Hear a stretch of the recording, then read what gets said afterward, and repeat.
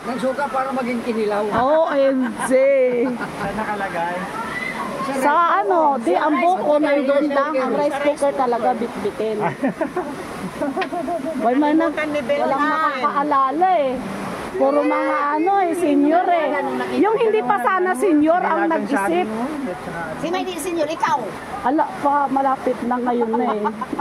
Kasi busy siya sa Sa October na eh. Akala ko nandun na lahat sa binitbit ko kanina. Nasa rin kasi yung araw.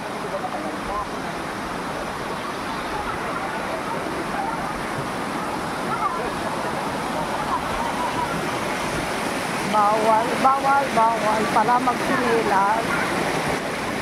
Bawal pala magsinilas. O, diba?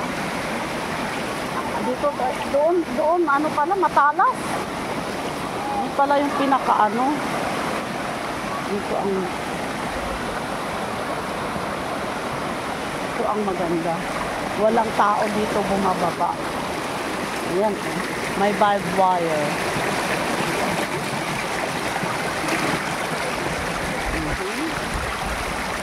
Ayan, oh, girl. Tubig. Ay, ang lamig. Ang lamig. Ang lamig. Ang lamig.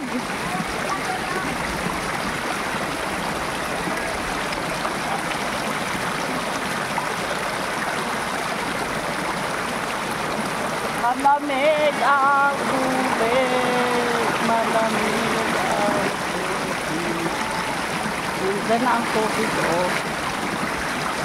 Ito, oh. Ayan ang tubig, oh. Ang lamig.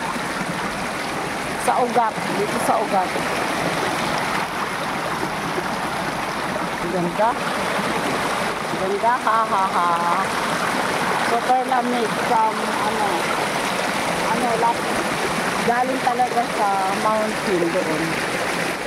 Galing talaga doon. Sobrang lamig.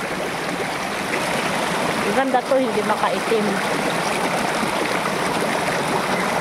Akala ko yung flowing tawag. Flowing. Akala ko yung doon sa galing sa bundok, tapos doon sa dagat, from dito sa bundok, tapos pupunta doon sa dagat, naka-flow yung water. Akala ko lang, yung pala nandito na talaga sa bundok. Pupunta ka talaga dito sa bundok. Diba? Ayan. Dito mo sa isang pwesto, ayan. Tema.